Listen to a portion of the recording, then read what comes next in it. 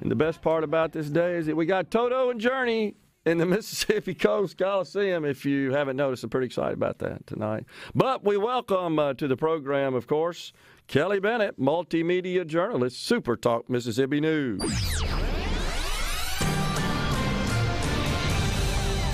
Happy Friday, guys. All right, Kelly, what's going on down there on the coast? There's a lot going on. Of course, it's Super Bowl weekend. You've got the reigning Super Bowl champion Kansas City Chiefs facing off against the San Francisco 49ers Sunday.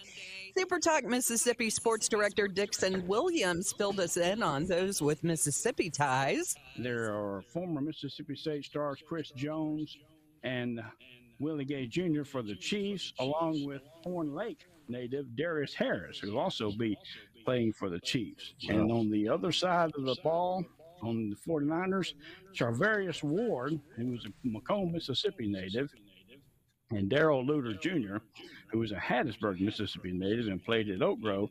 They will be on the 49ers squad. And, of course, Brad Freeman will be among the referees and officials in that game. He's from Oxford. I love how he even got the ref in there. By the way, the Chiefs last met with the 49ers in 2019, and the Chiefs came out victorious in that one by a score of 31-20, just in case you're placing bets. And I think it's going to be a record-setting betting weekend for the Super Bowl. So, yeah, and I've seen some reports that the viewing audience is expected to break a record as well. They think they're going to attract lots of folks that normally would not watch the Super Bowl to tune into a football game, but they're interested in the Taylor Swift drama. And they're going to be tuning in. See if she shows up or not. Do you have a team? Are you rooting for either in particular? Probably the 49ers. 49ers? I don't know why. Yeah, I think so. How about you? I usually go for the underdog. Okay. I hope it's an entertaining, close game. You know, when they get out of hand and they're not competitive, they're not fun. True. I hope that's not the case. While we're on sports, former Ole Miss and San Francisco 49er linebacker Patrick Willis headed to the Pro Football Hall of Fame. He got the nod Thursday night. He played for the Rebels from 2003 to 2006. He was one of the best defensive players during his 8 years in the NFL, compiling 950 tackles on the way to 7 Pro Bowl selections. So he'll be inducted on August 3rd. Congratulations to P. Willis. He was something special. I certainly enjoyed watching him at Vaught Hemingway during his storied career at Ole Miss. And, you know, he wasn't highly heralded out of high school. I didn't know that. Yeah, somebody missed the boat on that, obviously. He's now going to be in the NFL Hall of Fame, so that's pretty cool. While we're on sports, yeah. Opening day for college baseball is a week away from tomorrow, and Teddy Cahill of Baseball America thinks that Ole Miss has a really good chance of bouncing back from an underwhelming 2023. I think I like their chances a little bit more to have a bigger bounce back than Mississippi State. They lose Alderman, they lose Gonzalez. Those are two really big pieces that they have to replace. But I like what they brought in. You know, you mentioned Luke Hill, you got Andrew Fisher. Like there are good offensive pieces there. And then the pitching staff last year, again, not good enough. They know that. It was rather on the younger side, though. And so you're hoping that the now sophomores are taking a step forward this year. The Rebels are 2 years removed from a national title. They went 25-29 last season. They'll begin this season February 16th in Hawaii. I don't know how I could focus on playing a game if I were in Hawaii, but I'm sure they'll manage. Pretty good time of year to be in Hawaii, obviously, so that ought to be good. Let's talk about this Purple Alert legislation that introduced by freshman Representative Clay Manziel, Republican from Clinton. He replaced Speaker of the House Philip Gunn. He took that particular seat. Tell us about that we're all familiar legislation. with amber alerts for missing children, and you have silver alerts that are put into action when someone over the age of 65 goes missing. And now lawmakers are considering a purple alert. This would be issued for missing individuals with cognitive disabilities like Down syndrome and autism. And other states are already starting to do this. Florida is the only state that's passed a law with a purple alert already in effect, but it looks like Mississippi is going to join in some other states that are wanting to do this. Yeah. So that is, I believe that's passed the House. Is that right, or has it just been introduced at this point? What's the status? I'd have to double check. I think it's just now being introduced, but the legislature moves fast once it gets into session. So. And you can, by the way, there's a story about this on at SuperTalk.fm on our website. Mm-hmm. And the story indicates that Florida is the only state to have passed a law establishing a purple alert.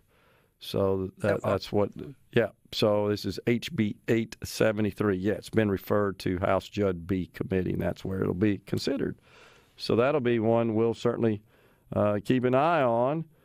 Let's see what else we got going on. Oh, there's this prior authorization bill that came out of the state Senate. And there was some action Walter on Michel. this.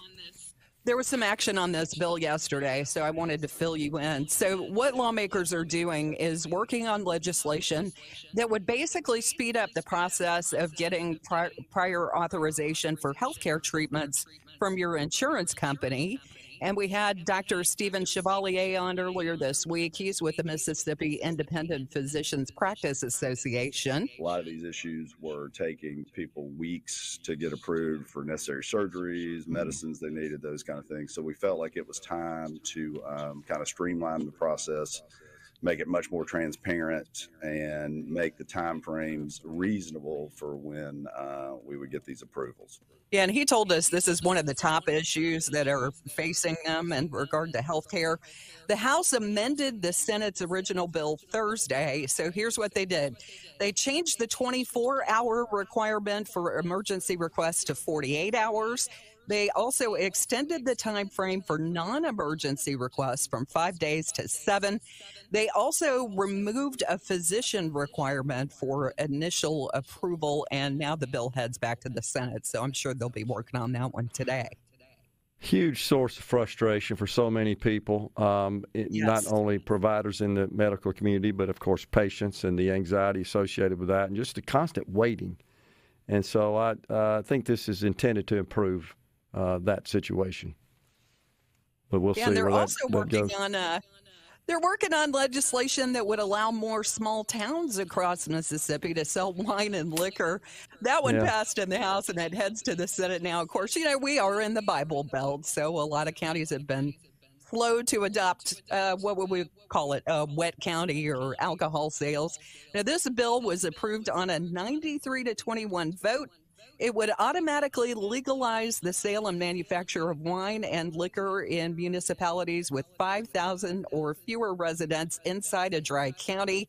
It doesn't change the state's 31 dry counties. Instead, it would just add more municipalities to the list of places where the hard wine, or rather hard liquor and wine, could be sold. Hard wine, I don't know what that is, but anyway. So that change is possible. Well, and then the cities, if they wanted to reverse that, they would have to do it through a referendum. And I think there's some standards on that as well. So, but what this would do is make them automatically wet. So I guess if a city is presently dry, that they become wet. And if they want to go back to being dry, they have to do it at the ballot box, essentially. Right, and get residents to vote on it. So yeah, and there's some standards. Yeah. Well, they're talking about how this really drives tourism, and it's good for tourism, and people want to have these events in these different dry towns. Yep. And I guess tourism goes down a little bit when you don't have alcohol available, so this would make it easier. Not a lot of people are talking about this Supreme Court case, state Supreme Court case, that involves private versus public school funding. Tell us about that. I think this is kind of a COVID-era remnant. Yeah, and the ruling is actually expected to be handed down sometime before the end of June. It's in the state Supreme Court. And basically, they're hearing arguments on whether or not public money can be used to pay for infrastructure needs at private schools. Here's the gist of the situation. The Independent Schools Infrastructure Grant Program was enacted in 2022 during the pandemic. It was set up to send $10 million to private schools for water, broadband, and other infrastructure projects. Now, this is federal money from the American Rescue Plan. Lawyers for parents for public schools are arguing that public dollars at private schools violates the state constitution. The state says because it's federal money, the Constitution isn't being violated. So looks like they found a loophole. We'll see where that goes. Kelly, always good talking to you. Appreciate you joining us. Thanks a lot, guys. Have a great weekend. You too.